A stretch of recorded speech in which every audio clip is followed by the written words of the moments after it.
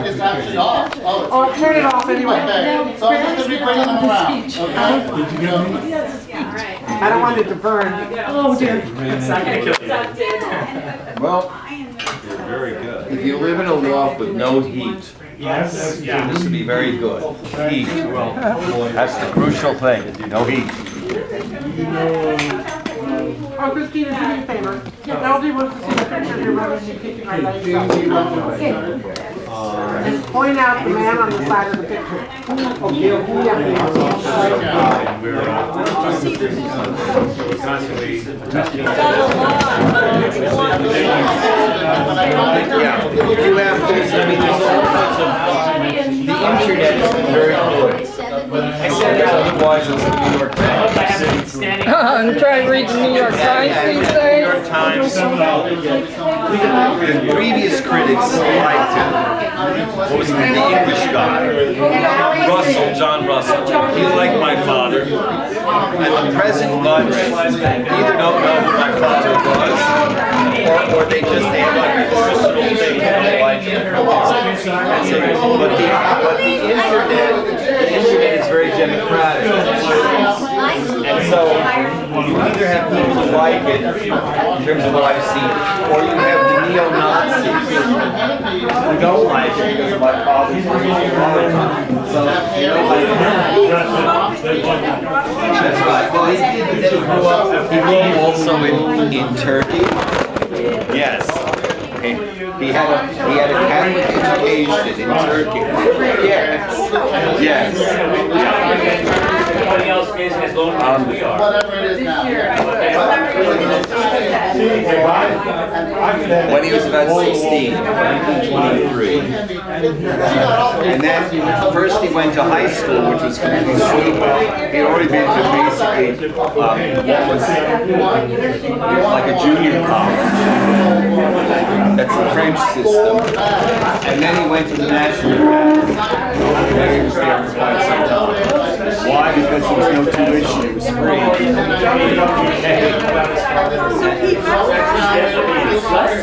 No, he left Russia much earlier than that. He left Russia when he was probably about 10 or 11. Between the two revolutions, you see, there was the March and November Revolution. Yeah, and they went first to Georgia, which was independent, because his mother had a sister who was married. Actually, had two sisters, both were married in Georgia. And then they went from Georgia to Pennsylvania. Yeah, and there my grandfather got a job. Yeah, over there. I don't know. My grandmother, my father's mother, was in Odessa when I was a Potemkin insect. So I asked her, tell me about it. And she said, well, first, it wasn't like Susie, we always meet in strange places. What was it? Oh, it was the jazz thing. Oh yeah. You know, yeah. Is that Virginia? I've seen it. Virginia with Bobby and Virginia with Bobby. Doesn't even look like Virginia. Well, she was 60 years younger. No, but it happens to us, you know. The only one who doesn't change is this lady over here. You saw this, didn't you? This is Alene Lee, me and Alene, Alene and me, Alene and my Moroccan lover. I remember that one. Oh, MInerva. Oh, MInerva. Well, that was the Tunisian. Oh, that was the Tunisian one, not the Moroccan. She was crazy. Always one good-looking man after the other, right?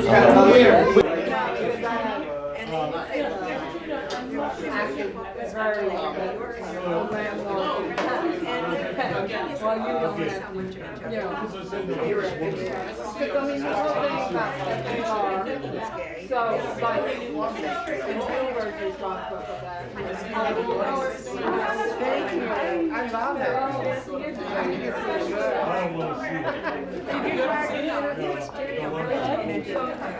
I love it.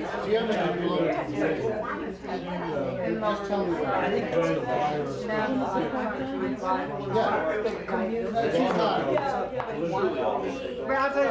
No, I've got it. We got it today. Oh, sorry. It wasn't there. Did you have a full count? Okay. I'm sorry. My feet is not going back in. I'm fine. Now I look like a fucking jack-o'-lantern. No, we can't see. What? You can't see. Oh my God, I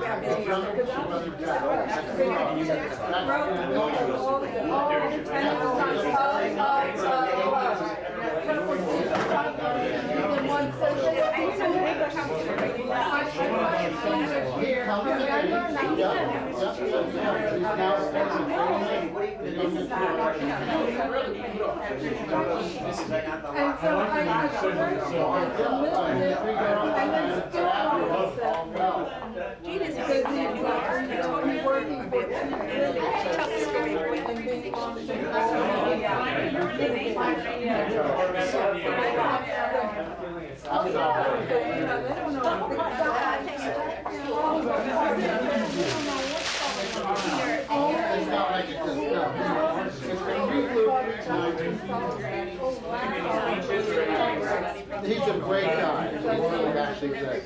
This is just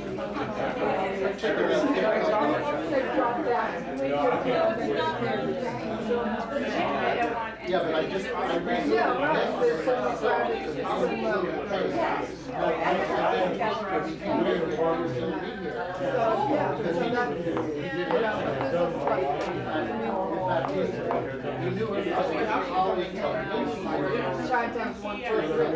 I'm sorry, second. It's all right now. People have to leave something. Oh, okay. What? Okay, okay, hon. You can do it, sure.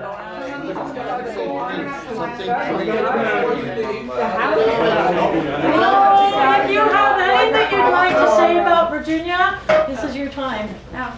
Some people have to leave, so if anyone wants to share something, come on up. We'll do it from where you sit, if you like. But I'll just go up there. before you leave, if you have something you'd like to share. Yeah, I'd like to share, All right, Please do. Frazier. but I have to share it in a song. That's it, just one song.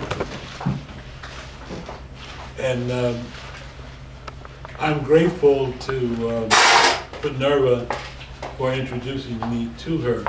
I just want to tell a short story.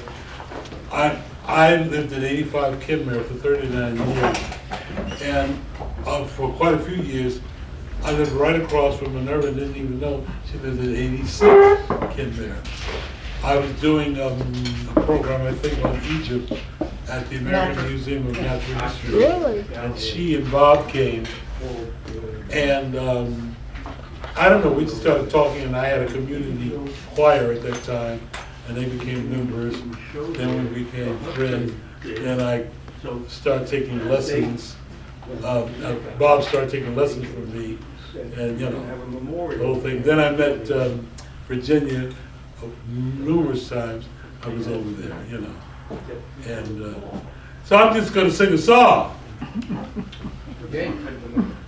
I've got a feeling everything is going to be all right, and I've got a feeling everything is going to be all right. I've got a feeling everything is going to be all right, be all right, be all right, be all right. Well, I've got a feeling everything is going to be all right. Well, I've got a feeling everything is going to be all right. I've got a feeling everything is going to be all right. Hold it. Be all right. It's going to be all right. It's going to be all right.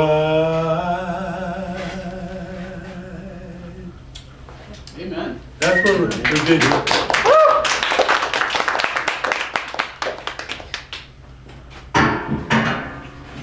I have to say, when you sang at Bob's service, you just brought many of us to tears, and it was a beautiful, beautiful thing. And I tell people that I told MInerva, I started crying, I couldn't stop.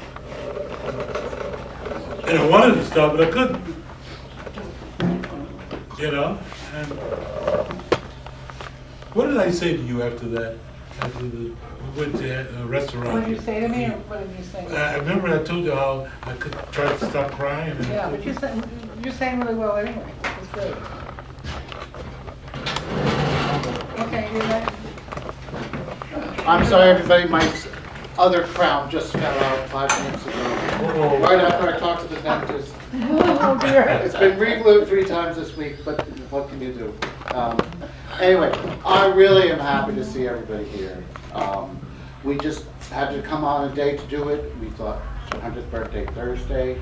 That's an excuse. Let's just use the excuse and do whatever happens, you know. Unfortunately, the person with the original idea, my sister, couldn't be here for several reasons, all legitimate, which is too bad. And she would love to see everybody, but we are taking pictures and stuff like that. I just want you to know, Virginia was probably the most influential person of my adult life.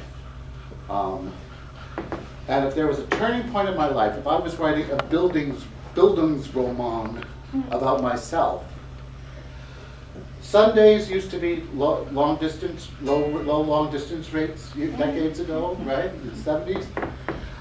Virginia hypochondriac called my father the doctor in Jersey, right? Brad is just back from college and graduated, wants to, you know, my family wanted me to do something normal, just be normal, do something normal. I wasn't going to be normal, I wasn't going to do anything normal, okay? So I hear my father say, oh, I wouldn't really worry about that, Virginia, you know, and then I hear him say, oh, really? Well, that's really very nice of you, Virginia, but Brad's just fine here with us. Well, I literally just very politely grabbed the phone off from my father and said, when? That was Sunday evening. Tuesday, I moved upstairs. And I slept on an unfinished floor the week of Halloween of 1975. And my life has been wholly different because of this, because of her, because of the people. She made me feel at a time when I really needed affirmation, like I was like, okay, you know. To the rest of my family, who were wonderful people, I was just, huh? You know, like, can't he just like be normal or something like that? Well, she helped me enjoy being not normal, you know, and just do what you need to do and so forth and so on. And, you know, it wasn't please and thank you, and, you know, you're hungry, we'll just see what's in the fridge, you know. We didn't prepare, you know. And so I just want to say that she had a lot to do with everything that happened to me since then, including where I live now. I mean, it's all, I can attach all of these things to this one moment of, to me, it was the what is it in Proust? It's the little lemon thing.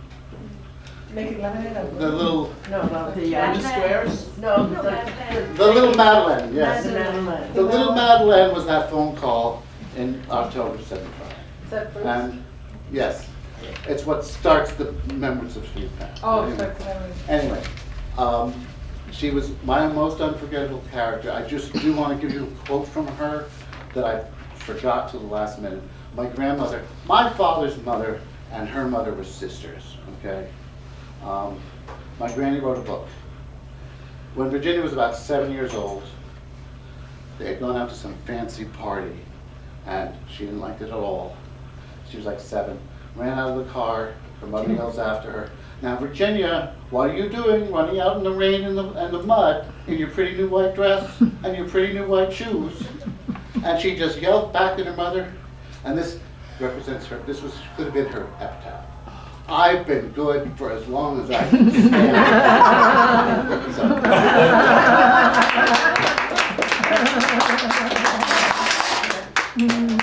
Oh. Can you help? Have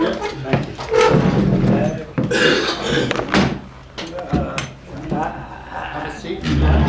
I don't think anyone will compete with me about knowing Virginia longer, because I studied with Hans Hofmann, with Virginia and her husband in 1942 and 1943. And when she passed away, I'm told, was it 15 years? 2000, July 28th, yes. I showed the gallery called Selland O'Reilly, and so did her husband, although he'd been dead rather 5 years. And Mrs. Solander asked if I would make a memorial at the gallery for Virginia. And I had met, Brad and I were talking, and I said, the things I would say about Virginia, a lot of the people would already know. Now, you knew her, or your family knew her much longer when she was young, and maybe living someplace in Aragon. Do you remember what you told me, the little story about Virginia and her parents going out on a rainy day in the car? That was the story I just told. Oh, you already told Yes. that? Good. Were the words she said, She said, you said, I've been good for as long as I can stand it. I can't be good any longer, or something like that.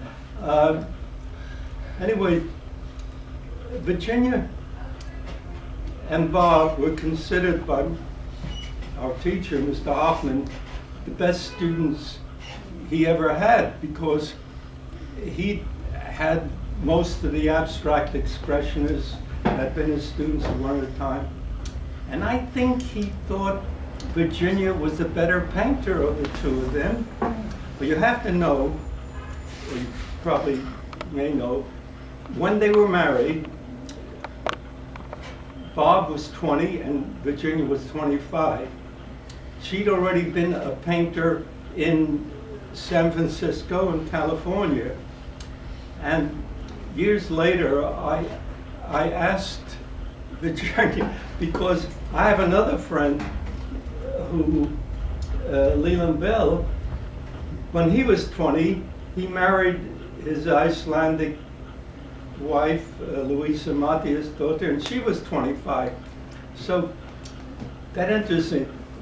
When I was 20, I didn't think I knew how to cut, brush my hair well, much less be a husband to someone 5 years older. Anyway, I said to Virginia, how come you got married? She said, Bob needed a mother. That's her answer. Anyway,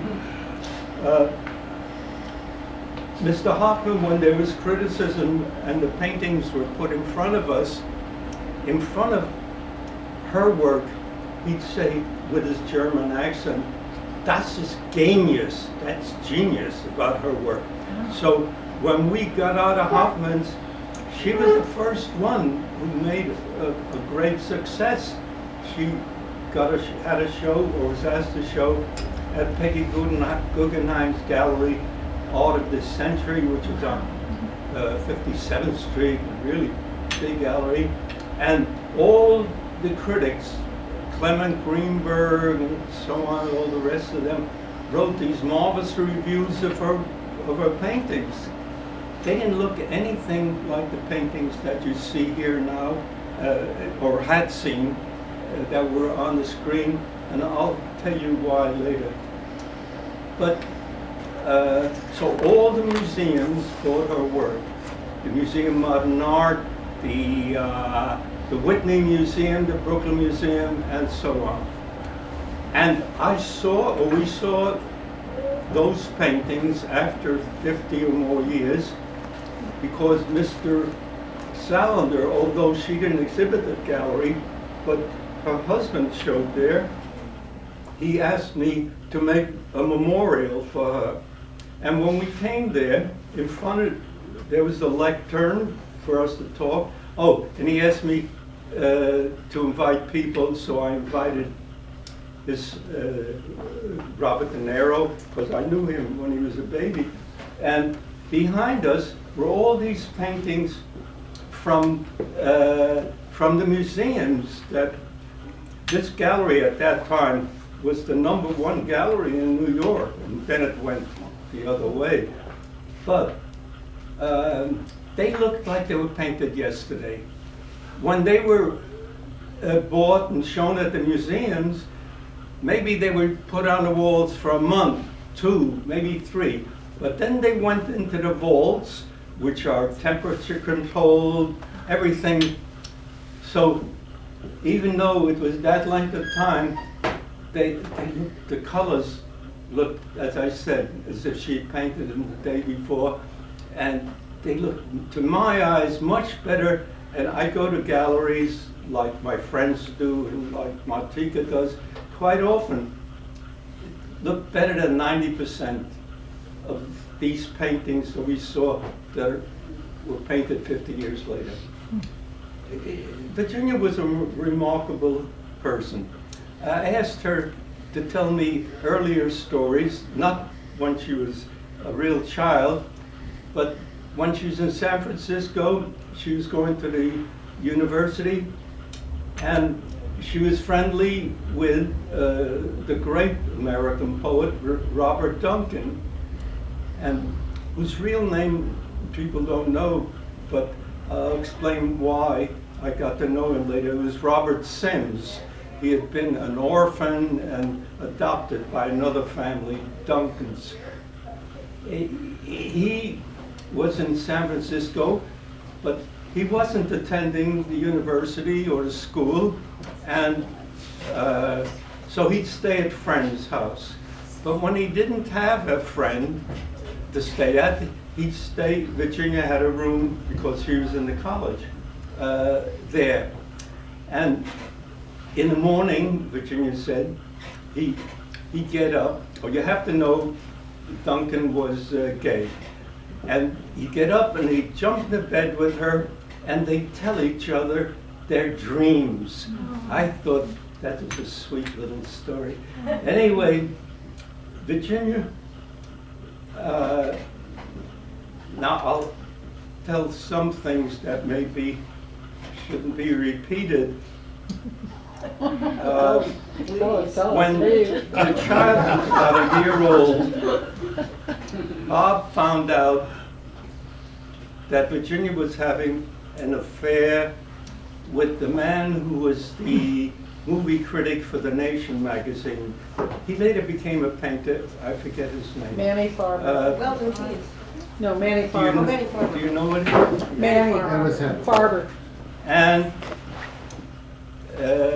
as many of you know, they live, and where the actor was born, on Bleecker Street, near 6th Avenue, right next to the little red schoolhouse that butted it. In this small 2 or 3 story house, and in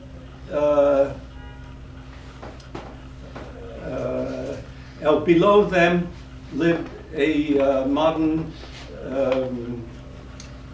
composer, a composer of modern music, who also was the teacher of a rather famous, now I'm told, composer, who was a friend of John Cage. Does anybody remember who that composer was? He later was connected with the studio school for a year. He was sort of around. Anyway, that isn't important, but one day we were there, and as I said, at that time, the child was a year and a half, and smoke was coming up. And someone called the fire department, and it was a very narrow stairway, and we were going down, and with their helmets, they looked like giants. We hardly can get past them. But someone said, and this, some of you may think this doesn't reflect well on Virginia. Somebody hollered out, "Oh no," Virginia said, "Get the paintings." And Bob said, "Get the baby." So it seems like a reverse. Anyway, it turned, no harm was done to the paintings. But those paintings later had a bad, something bad happened to them. Bob heard about this, I think it was a very short duration thing, and also it may have been she thought that Virginia thought everything was okay, because Bob had a fling with Robert Duncan, I think she heard, and a very short, and later on, Bob hated Duncan. In San Francisco, they named the street after him, Robert Duncan Street. He said, "They named that street after Duncan. They don't name it after Cezanne or someone." Anyway, when he heard they were, as I said, on the second or third floor, he threw all of, he's a very emotional fellow, threw all the clothes out onto the sidewalk and belongings and so on, and said to Virginia, "I'm leaving, and I'm not going to live here anymore," so on. And that was the real end of their relationship until when he was ill toward the end. He stayed up here for a few months with Virginia. As for Virginia, for instance, this happened. She was very proud that she took no money, Virginia took no money from her son, as far as I know, except for one thing, a very late model at that time, 10 or 15 years ago, of a TV about that size, because Bob's daughter and son, his name was Raphael, I think, the first one, Yes. and Drina. by Diane. Drina. And the girl Drina. was Drina. Drina. D-R-E, The Drina. daughter, her granddaughter would come, and with her friends, because of the big TV, they were teenagers, and one of the daughters, and I don't remember if it was a warm day, and she said, kept saying, "Oh, the windows should be opened up more," or if it was a cold day, or everything should, something. And Virginia stood there glaring at her, and then finally she got up and said, and she knew the girl's name, she said, "You know, you can take your skinny little ass and get the hell out of here," or something like that. But there's something that happened when Bob left. No, he had no money to take care of Virginia and the baby. And although I forgot to tell you that when she was in San Francisco, she and Duncan had put out a small art and poetry magazine. She also wrote poetry then, and I have a copy of it because much later Duncan came to New York and he stayed at a studio where I had been staying. Anyway, how to, support herself and the child. She typed very well, so she started doing PhD theses, is that the word, and got some money. She made, by the way, she had a thing about making money. Bob didn't mind, getting help from his from his son and having a nice studio on West Broadway. But she, as far as I know, she never took anything from him. She was one of the first people who bought little, when she made enough, she rented a place on 7th Avenue near 14th Street. They actually lived on 14th Street, and that was good because it helped her son into acting, because there was a troupe of, was it the theater? There was a woman, Italian name, who later went to Hollywood. Julie and Bavasso. her husband. Julie Bavasso? Does anybody, you remember? Julie Bavasso. What was it called? Bavasso. Julie? It could have been Julie Bavasso. Oh, yes, and he, the actor was there for a little while, but still at the part. Oh yes, so when she rented the place on 7th Avenue near 14th Street, still there. When I walk by, it's upstairs, and there are 3 large windows. And she hired somebody, and they typed, and they made money, and she hired another woman, and with the money, maybe $1,000, she bought a house in what is now Tribeca, I guess, around Great Jones Street, and you only had to put down a little bit, and more. She helped fix it up, or had somebody fix it, and a few months later she bought another house, and so on. So she had money of her own that she made. In fact, she was sort of infatuated with money, because we had a friend named Nell Blaine who also studied with us at Hoffman's, and she lived on 21st Street and 6th Avenue. Nell Blaine was very festive. She had a big place, and half for painting and half for living, and on Saturday nights, 2 or 3 times a month, people would come, and she'd have tables set up for playing poker and other things and so on. And she also had bought a small, like they have in Monte Carlo, what is that called? Roulette. The Roulette wheel. Roulette? Thank you. You ought to sit here. You seem to know what's on my mind. Oh dear, no, I'm repeating And what everyone Virginia else came says. a couple of times with a little book. She knew of a mathematical genius, and they were going to go to Monte Carlo to try and break the bank, and he had all the possibilities and so on. So she came to Nell's party, and she was trying it on that 5 and 10 cent little thing, and so on, just to give you an idea that money was on her mind. Oh yes, about her paintings that were here. They are completely different. 1945, when she had the show at Sound O'Reilly, some of them looked like Matisse. There's a special Matisse still life at the Museum of Modern Art that she must have liked, that had a pervasive, gorgeous blue that she somehow maybe was influenced by. Anyway, all those paintings, and later, and they were very warm and looked a little like Miro, perhaps, but these paintings all seem cold.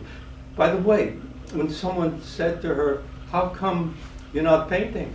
She didn't paint for 17 or 18 years.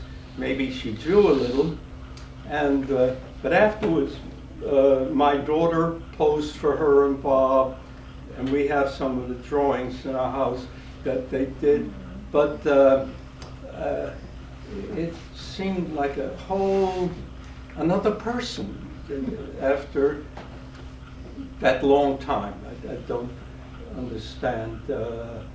I just adored Virginia. I thought I never met anybody quite like her again, and she was something else.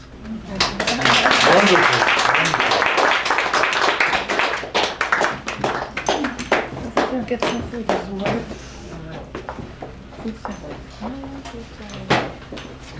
My son and I might have to leave, so I would like to speak next if it's okay. We have to get through a snowstorm to Albany, so. You go back straight to Albany. I really am so grateful to hear about the early years of Virginia's because you filled in the blanks on a lot of things that I didn't I know. filled in blanks, you said? Yes, you filled in a lot of blanks. That comes from my not doing crosswords. You mean you didn't play Scrabble for hours with Virginia? You know, Martika knew Virginia very well. Well, I'm not a very good extemporaneous speaker, so apologies, but I have my little notes here. And I've been thinking about this for months since Brad and Virginia told me about this. So I've had a combination of a month's worth of nightmares and a couple of good dreams, too. And all because of you actually asking us to come here to honor Virginia. Gosh, I have only one recurring dream that I've had continuously for the past, well, since Virginia died, since 2000. And that is that I, in my dream, wake up and Virginia is alive. And I say to myself, well, how was I so confused? She's alive. All I have to do is go to the loft. So I go to the loft upstairs and I try my key, and of course it doesn't work. But somehow I get in and Virginia is there holding court, as she did with friends and family, and I can't quite get close to her, but I'm tremendously relieved to know she's still alive, and tremendously confused about why I was so foolish to have thought she was dead.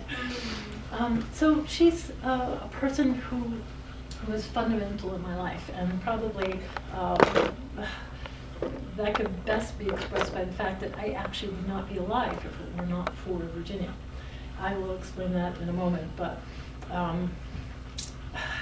she made my life possible, and that's not metaphorically speaking, it's literally speaking.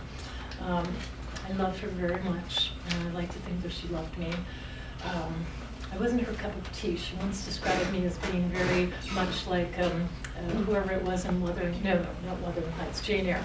And I said, oh, yes, you're very self-righteous. Oh, thanks. But at any rate, Virginia was part of many of the formative experiences of my life. Now, you may not think much of this, but for me, one of the most wonderful movies I ever saw was Born Free.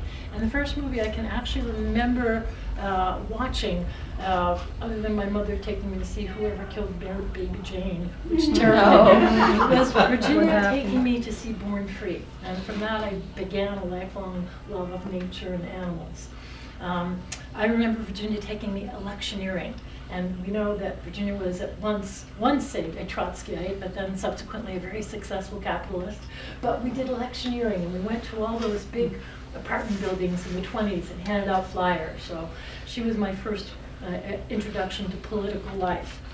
The continuity for me, having been brought up by my mother Alene, who you've seen pictures of, who was truly bohemian, if not Beatnik. There was no real Christmas in our home, but every Christmas Virginia gave me a chocolate-covered, an orange chocolate apple. I don't know if she gave some of you those. And that was the most delightful thing that happened every Christmas, but I knew I would get that chocolate apple. And we didn't really have Christmas in my house. It would be something like, here is a wicker basket, which I still have to this day. Virginia made Christmas happen for me, and she did that for a particular reason. There were no Thanksgivings unless they were with Virginia. We didn't have Thanksgiving in our home, and Virginia invited us every year. There was a Thanksgiving at Virginia's. We were invited. And I remember years with Brad, and I remember one year with Jean and MInerva, and probably many of you were there, and I can't remember. I remember we were always put in the children's table, which infuriated us because we thought, well, we're 12, we're grown-ups now, but not according to Virginia. I remember years of Scrabble, and Virginia was the best at Scrabble, and Brad was the best at Scrabble, and I was the worst at Scrabble. But I learned so much from them. They always won. I remember Virginia's plants on the West Broadway loft, and how you had to walk up the fire escape, and there was this incredible tropical forest of plants that she had raised, and she had these special, what do you call them? things you put in, fertilizers, fish goo of some type, and she had the best flowers of flour. Nobody else could make them flour. And I remember her ticks in Montauk. She had developed or found something that killed ticks, and she made this stuff that she put on cotton balls, and then she put all around the house, and it took all the ticks out in the area surrounding the house. And speaking of Montauk, those were the only vacations that my son and I and my daughter and my then husband ever really had, was going to Montauk with Virginia. And it was just a wonderful time. She would garden, we would look at the ocean, because she always told us, don't go in, the undertow will kill you. I don't know if she told anybody else that. One time my ex-husband did go in and he almost drowned. So I remember Virginia talking about some of the people she loved. I remember especially her talking about Bobby and about Brad and about Joan and about Karen and about Drina and Raphael. And I know she talked about the other grandchildren too, but I was in upstate at that point. I remember she worried tremendously for Raphael, that she wanted to make sure that as a young black man he made it to adulthood. And I remember that being one of the most serious conversations she ever had with me, how she worried about him. And I remember her talking about my mother, Alene. She said to me once that she loved Alene because Alene reminded her of her own mother. And her own mother struggled with mental illness, and so did my mother. And my mother somehow felt that this was a spirit she understood, although my mother was a very volatile person. Virginia could understand her and loved her very deeply. She was my mother's best friend for over 30 years, close to 40 years. Speaking of that, he's left now, but speaking of that typing service, oh, there he is.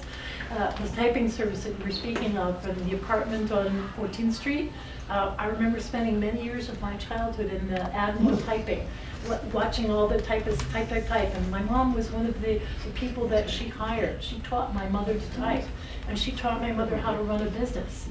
My mother, and she wasn't angry. She said, look, I can't do these dissertations anymore, so you take these. My mom opened Sheridan Square Typing because of Virginia's help. And she then spent many years reading and doing dissertations and thesis, and she, I think, as a result, became one of the best read people anybody ever met. She helped my mother financially, and that should be said because Virginia was such a generous person. She helped me financially to start my business. She helped, and I never knew this until the memorial service at the gallery. My cousin stood up and said, Virginia helped me buy a home. And she had loved my cousin, and she knew my mother loved my cousin, and she helped him buy a home, which he would have never had, and he lives in it to this day. For us, she was like our family philanthropist. I said earlier, truly, I really wouldn't be alive if it wasn't for Virginia. I knew this story, but MInerva reminded me of it, and my mother had had, shall we say, many pregnancies that did not come to fruition. And she did not feel she could be a mother. She was a poor, black, uneducated woman living by shoestrings in New York City, and she just didn't know if she could do it, psychologically, emotionally, financially. And Virginia had been through this with her many times. And apparently, when she was pregnant with me, Virginia said to her, if you want to have this baby, I will help you. And knowing that Virginia was there to help, that she was really going to be there in the way that a husband would be there, or a parent, it gave my mother the strength and the decision that she ultimately made to have me. There were many of my brothers and sisters, my siblings, who did not make it, but as a result of Virginia, I did. And I remember being in the hospital when Virginia was dying and saying, please, Virginia, don't die. When you're gone, my link to the past, the only person who's known me since I was a baby, will be gone. Please stay. I said, we're going to Montauk this summer, right? And she said, maybe, we'll see. And I went and bought her some yogurt and some strawberries and cut them up and put the yogurt for her and left. And I think the next week or so, she passed away.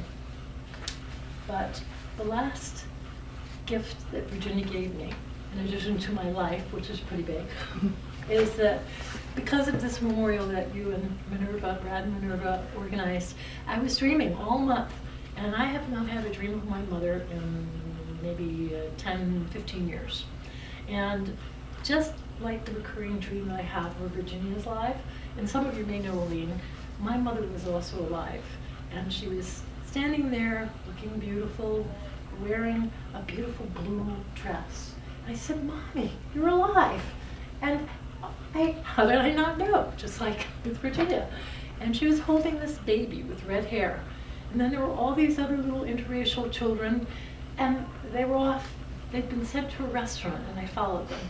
And I felt like they were all my siblings that they didn't make it, but I did. And I made it because of Virginia. So thank you, Virginia, and happy birthday.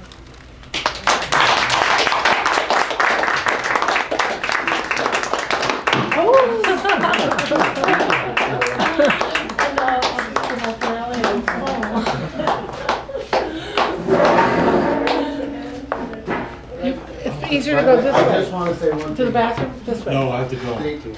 It's not 6 o'clock, is it? It's almost 6. Is it 10 6? to 6. Because called you? I have to call you. Oh, you have to call him? Yeah. Okay.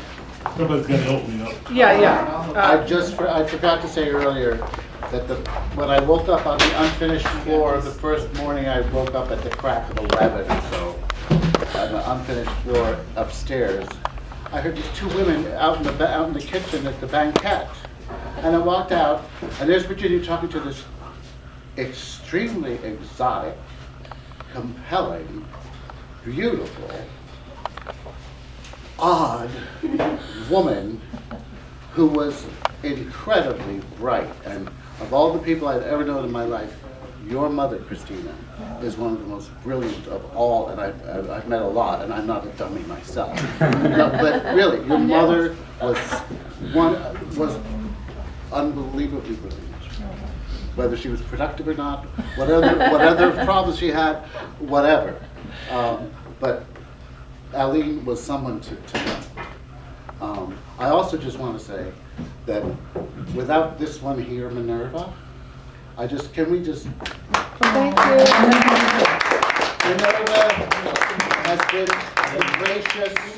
the gracious dynamo we've come to know, and perhaps count a little bit too much on. Well, but I have to say, Virginia, I'm only here because, like Christina, my whole project could have been stillborn or aborted or delayed or something, but Virginia, when I was being evicted because I couldn't afford the other rent, said, take the basement. And then when I said, oh, that's so insulting and horrible, but if I were desperate, and then I was desperate, and then I took the basement, and she said, you have to have a lease. I said, oh, okay. Okay, a lease. Yeah, a lease. And she said, how long a lease would you like? I said, well, anything, it doesn't matter. She said, get serious. I said, well, a year, get serious. She said, get serious about this. I was already 53 years old. And I didn't know enough about business or anything to know that I would have to secure a lease. Now, the minute I look at any kind of business, how long is the lease? Unlike Virginia, I don't think she was that interested in money. I want to say about whether she was interested in money or not. One of the things we used to always talk about was, how can you make money when you're an artist? And she was interested in being able to make money, but she wasn't really interested in money. And when she organized these buildings, she was an idealist. She followed McCunis's idea that all the artists who wanted to live in that building, like 5 floors for artists, all the artists would get together, cooperate with each other, and own the first floor. So she did 4 of those, I think. West 3rd, Bond, West Broadway, and here. This was the last one and the one she stated. But it was always a matter of everyone cooperating and getting together. But the fact is, when they did get in, the fur flew or something, they would fight with each other. There would be these horrible situations, people would end up hating each other and everything. But she was an idealist through and through. And it was her idealism that got her to tell me to come in the basement. And then before she died, she said to the people in the building, keep Minerva in the basement. So that's why I've been able to hold on this long. And I feel like I would not be here, could not be in the most wonderful corner in the world, used to be until they put the bikes, is the most beautiful corner of the world, the most exciting place in the world. I would not be here if it weren't for Virginia. So I'm very much like Christina. I have everything to thank her for. Because I make money now, a little bit. Does Grandma make money? Well, we're happy to keep you in the basement, dear. Not a lot of money. How long was your lease? I've only had 5-year leases. All of them are 5 years. How That's many okay. years now? 21 years? 21 years here and 2 years across the street. Yeah. So is And it you know what rent hap- stabilized? Oh, there is no such thing in commercial, but the thing that happens is you go into business because you have these ideals, or you want to do something because you're going to be better than other people who are at things that they weren't. You know, the whole world's inadequate, but you know all the answers. And you start doing it, before you know it, you have people's lives right there, and you can't stop. You can't stop because it's going, and you just have to keep going. You have no choice. No, a lot of people depend on this place. We Yeah. got 4,000 people depend on it. Yeah, I don't know how many, but I don't have any choices anymore, except, you know, get people to open up for me, or teach the classes for me, or do things for me, but other than that, I just have to keep going. And it's because of her and with her, and I think of her all the time. I loved her. What can I say? Thank you both. I wanted to say one thing about Virginia and Scrabble. We both love playing Scrabble. We both smoke, so we'd be there in just clouds of smoke. So I would be summoned for Scrabble, playing. But you'd always win. Finally, one night, I Scrabbled. Wow! And it blew her mind, and I was never called to play again. Oh my God! She bloated. She thought you were, whether you were or not. I was as amazed as she was. I had a similar experience. One time I made a Scrabble and she said, I must really not be able to play this game anymore. Because she knew if I could beat her, things were bad. Well, actually, I was out in Montauk with her for 9 rainy days, playing Rummy 500 for a penny a point, which means 512 to 490 is 22 cents. I took her for $49, and she was mad. So next time I visited her, she just plopped up the Scrabble game and said, we're playing this. And so I hadn't played since I was a kid, you know, and then I would, perfectly nice word, 6 letters, something like that. She'd plop down the X on the triple each way, you know, 54 points, and I said, that's not, I mean, give me a bloody break, you know, that's not right, you know. Oh, but that's right, she went for the money, yeah. And I learned how to take the same strategy, and I got pretty good. She was a good tennis player. She was the competition. You're talking about. She was very competitive. She was an idealist, and she hated to lose. Tennis. In fact, Drina remembers a story when, evidently, we were playing Monopoly, and I was playing, and she wanted to have a rule that if you land on somebody's property and they don't see it, you don't have to pay. Supposedly, the only time Drina ever saw Virginia cry was when she landed on somebody's the hotel, and Brad made the mistake of saying, oh, look, she's on, you know, Park Place. And that did her in. She couldn't take it. Oh, That's the only time Drina ever saw her cry. oh dear. Brad, before I go, I just want to say very quickly, some of my favorite evenings in my life were at that banquet with Brad and Virginia playing gin rummy. We stuck to gin rummy. I didn't get called into the Scrabble, but those were formative days for me in New York. I also want to say, Virginia, I've never seen anybody before or since, and I don't think I ever will, that could make a t-shirt and sweatpants look more elegant and go with her son everywhere. I mean, she was elegant and beautiful inside and out, even though her budget, you know, it wasn't, she could certainly have done more, but she did so much with so little, and she was so generous to all of us. And driving her out to Montauk once, just those things are, she does live. She's in our hearts, and that's why we're here today. And also, I have to say, the 3rd floor was really almost like a safe house. Yes. It was a safe house. My life is totally different now that I can't just go up there. I used to be able to just sort of go up there, and you never knew who else might be there, whatever. and it would be still like the tuna fish dish. Oh, is everybody hungry? Well, let's see if what we have, and we'll make the tuna fish dish. Well, and thanks to Virginia, I know, well, thanks to Brad, I know Virginia, and through Virginia, I know MInerva. I was apprehensive about this because I'm not good at this, but this one is. This one is. I really had a great day. Sandy, you want to say something? Sandy, you want to say something about Virginia? I can't.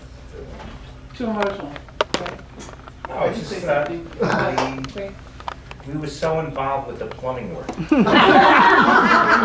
Plumbing work, and she was so extraordinary. I mean, she was like a force of nature, getting things together and seeing to it that I got to the places I should be to get stuff done.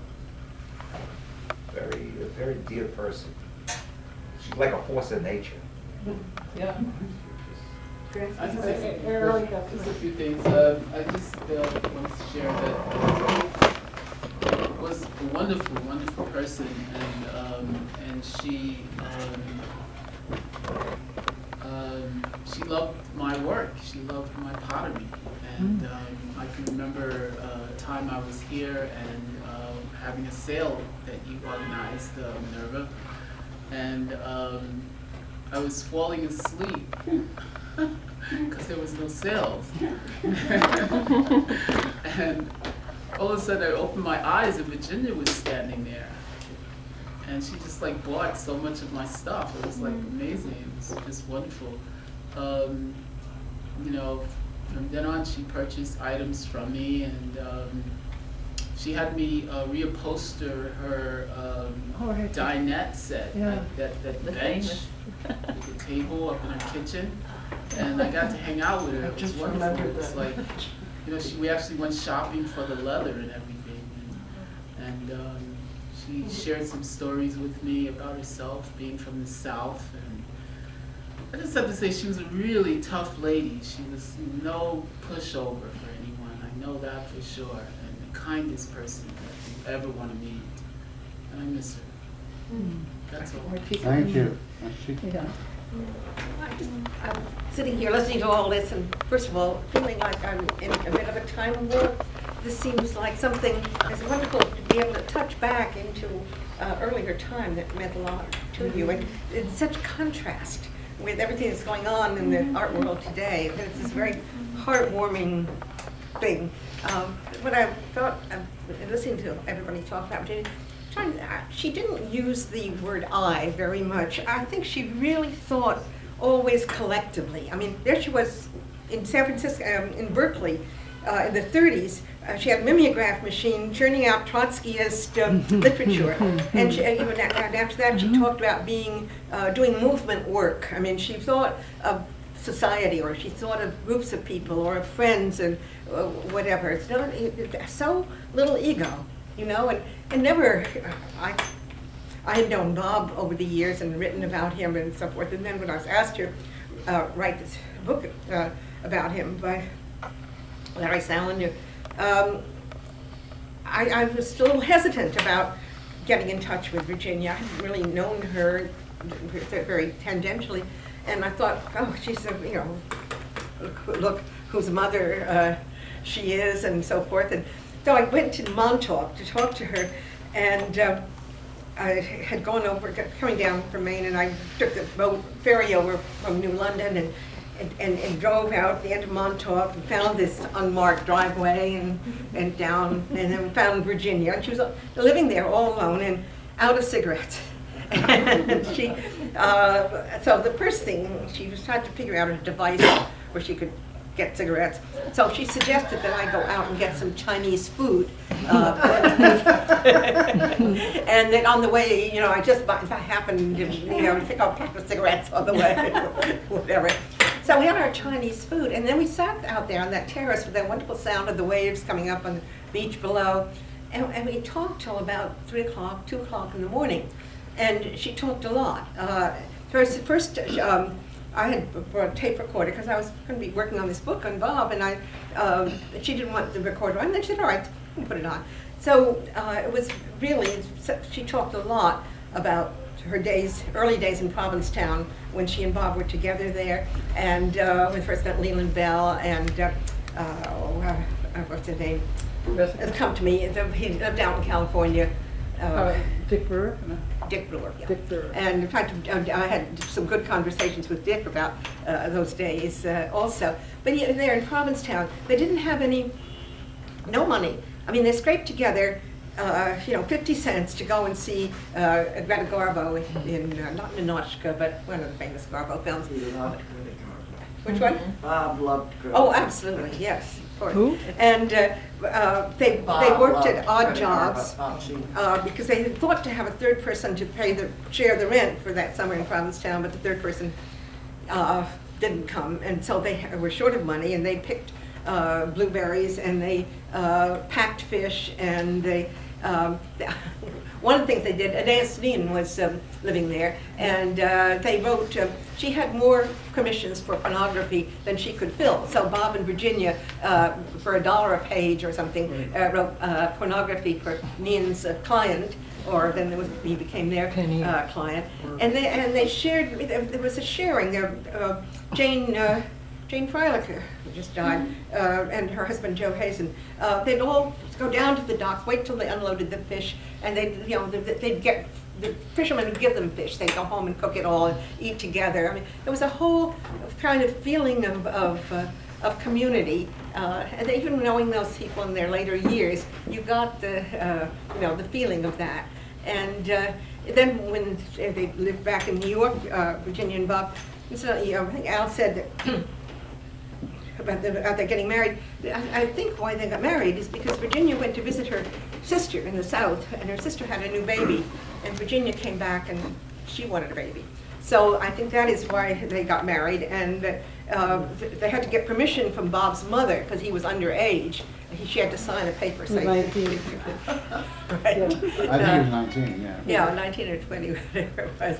And so, anyhow, I forgot where I was. Oh, well, they would have, in those days, the artists always moved in the spring because they could go away in the summers and then get another place and they came back in the fall. So it was always a lot of moving in and around Union Square and south of the village and so forth. And I found one place where somehow they didn't pay any rent for half a year. There's just sort of somebody had abandoned it or over a firehouse or something like that. And they would make furniture. Kenneth Patchen was a good friend of theirs then, and the Patchen's furniture was all empty radio cases that they picked up on the street. So Virginia and Bob began, they would furnish their place with whatever, street furniture.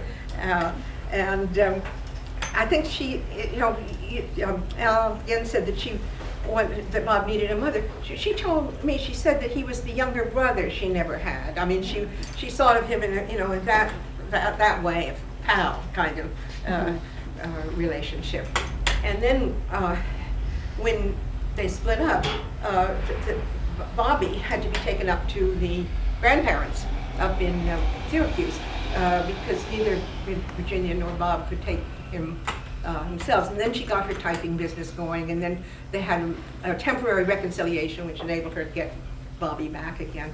And the only one of the things, this doesn't have to do with Virginia really, but she had her typing business and she couldn't always be taking care of the baby. So baby would go to Bob when he was older. Bob would take him, and Bob didn't know what to do except to take him to the movies. And so they would go up to the Times Square area, and they would go and they'd see a double feature, and then they'd come out, and it was still time left before he had to go home and then go see another. That's the way their relationship. That was their relationship, really, was going to the movies together. Oh, I wonder if that's still, there in the back of things today. Anyhow, it was a great pleasure to me to spend those times with Virginia. Oh, one other thing, she did not like everything that I put in the book that I wrote. It has an unpublished book. And she said to me, when I met you, my shrink had just died, and I was using you as my shrink. And so I think when she saw, it wasn't anything terrible or outrageous or scandalous that I put in, but I think she didn't like encountering herself in her past. I think that's one of the reasons she didn't really like that. Yeah. And there is a book, the last thing I'll say, she wrote an 800-page autobiography.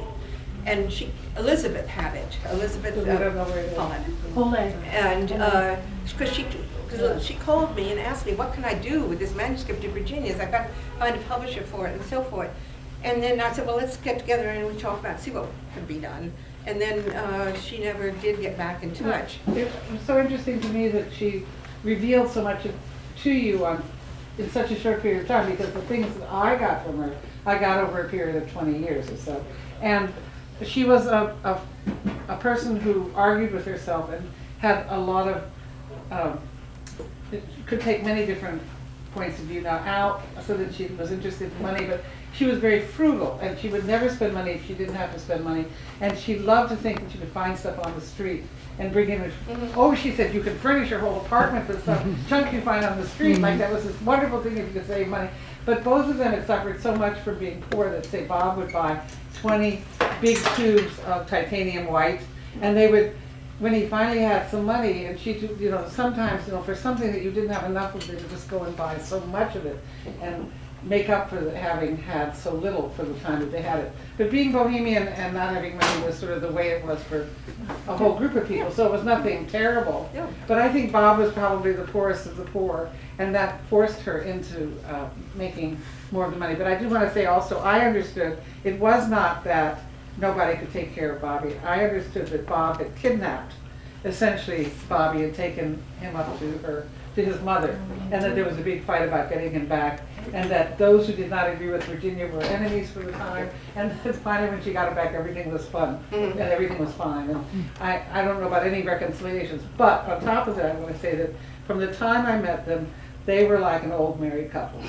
Yes. Who don't have sex. Absolutely. Right? I mean, they were, his interests were primary in her mind, and he depended upon her being his mother in a way. And if he got angry enough to throw a chair, and there was this passion in the day-to-day nothingness. And it was, it was like they were married. They were still married. Yeah, they really never got unmarried. They just had this hiatus of 20 years or so.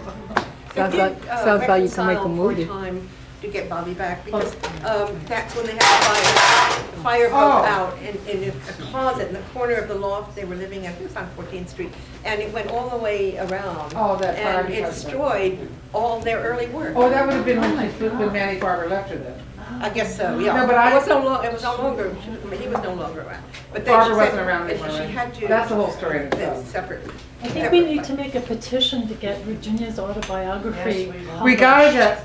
Because it sits and it lingers and if it's even it's not getting support to be published. But she was a little ambivalent. I was writing about my mother, and Virginia said to me, your mother and I are footnotes in history. When you're done with us, we won't even be that. And I thought, you want to be a footnote?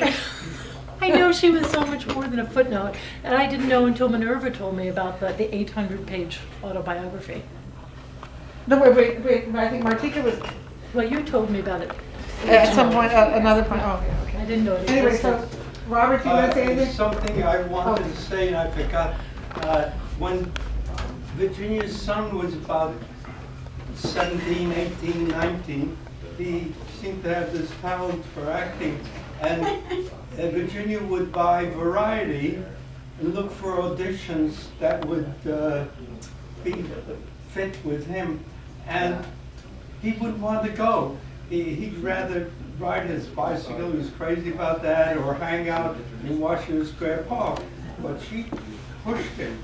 And they finally found one that was a little film with 3 young men.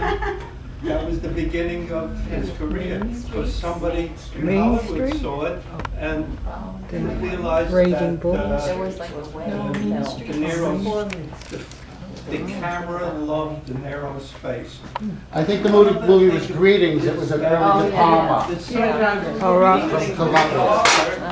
And who lived in Westbeth, and he left him and went and had coffee across the street and a sandwich. And the waitress, when she gave him the check, said, "Oh, you look like somebody who comes in here." He said, "Yes, that's my father. He married her. That was Diana." Bob Sr. ripped the seat out, and a beautiful waitress was there. It was Diane. Yeah. And she said you look like someone, and it was Bob Sr. And Diane was already dating Bobby. Diane was dating Bobby. Yes. And saw a man in the restaurant who was actually Bob Yes. Sr. Well, it's Bob Senior's best moment, and he told me this, the most flattering thing ever happened to him. What? He was with somebody at a party, and he was introduced as, and this is Bob DeNiro, and the guy said, "Oh, really? Are you? Do you think? Is it possible I could meet your father, the painter?" He loved telling that story.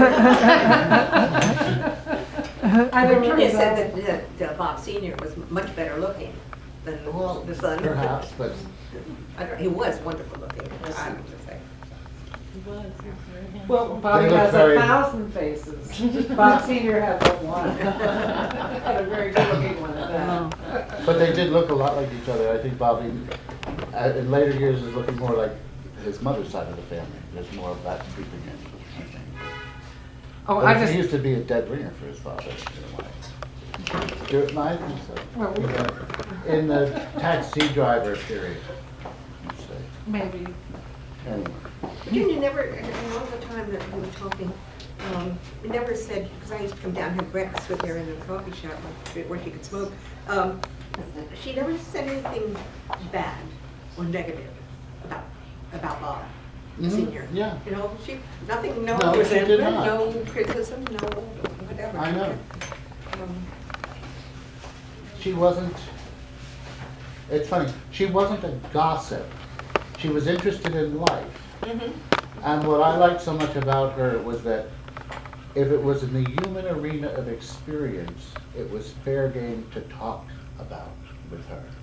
You didn't have to worry about being, you weren't confined to nice weather we're having and how about them mix. Do you know what I mean? I had the best talk with anybody ever about sex. Believe it or not, I mean, not about what you do with this and that, you know, but about the whole business of it, you know. Okay, and I have an answer for the thing that he was talking about. Tram isn't here, but Tram wanted to meet Virginia, so I introduced them, and the only problem was that Tram didn't speak loudly enough for her to hear. But they became friendly and they talked about things, and Tram said, he asked her about her early paintings and her early work and her early success, and how wonderful she was and how much people admired her. And he said, "What happened?" And she said, "I lost my nerve." And there again, she finds someone she doesn't know that well. I mean, you get to know someone that well, they don't tell you that much anymore. Well, she also told me once, she said, everybody that she knew made it who just kept going. It didn't matter whether they were good or not or anything, if they just kept going. I mean, I guess someone will believe in you some way or another, you know. But And I think she took on larger I think there concerns. was something more that she, Social. something interested her more than that. You know? Yeah, social concerns, the world. Yeah, I think She I think a lot of people find out that there's something more. More than just what your they career? thought- more than what they thought their career was. So, Yeah. I sent her an 80th birthday card on her 80th birthday. And I wrote about what an influence she'd been on me and everything like that. And I snuck it in because she was sentimental as a lump of cement. You know? So I got her a little primrose and a little card and I wrote, you know, about her influence on me. So I wrote, and so I have so many things to blame you for. And I crossed out blame so she could read it. And above it I put thank, you know. And that's sort of how it was. I mean, it was like shotgun living, but it was all for the best, you know. I hid the thing when her loft was cleaned. That was one of the things she kept. So it was cute. She had more. She had, as time goes on, she was more and more. She's more. I am more sympathetic to her now than even when she was around. Like I even get her even more now. And I got pretty far with her when she was around. But now I'm even more farther along. Anyway, I'm really happy that everybody got here today. I really am. The excuse worked. Oh, the 100th. Yeah. Thank it's God just- she had 100th birthday. So maybe we'll come with another. We have to do some something other else to time. get Christine and Katie and Luke down again. Your anniversary in 2 weeks. We come down for that? Minerva's 23rd anniversary of her studio. Yeah. 2 weeks. Yeah, Sunday evening party. But that's just 6 to 8, but this we had the whole afternoon. We got to see you at 1 o'clock. Yes, Send- you can, send Luke out you for can errands. still see the kickoff if you run. Oh, what time is it? It's 20 after Her 6. computer's I off. don't know. It's 6:17. So we made So we're it. pretty good. What's her? We're doing pretty good. Actually. Don't push myself in technology. It is. Oh, but Stephen Harvey didn't come here. He was going to come here, but we Listen, Don't forget it. you don't want to take that with you. You don't want to take that with you, do you? Is there a website that her work can be seen on? no, I don't think we have the right to do that. But I have. I can see some in the law. Your computer's off. Oh, it went off? Yeah, Oh, we need the password. oh, I'll put it on, yeah. Okay, great.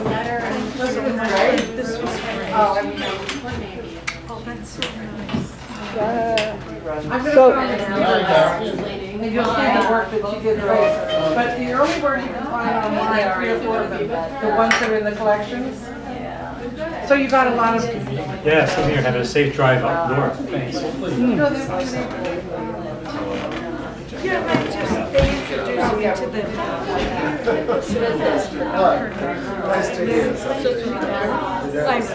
I think. Susan, I'll put on. So. Sorry I'm so late. Oh, did you? How did it work? Did you get to hear some of it? Yeah, I did, of course. But we have a recording though, so you'll see the rest of it. Yes, I have a quite a bit of We it. have a lot of meetings. Let's get to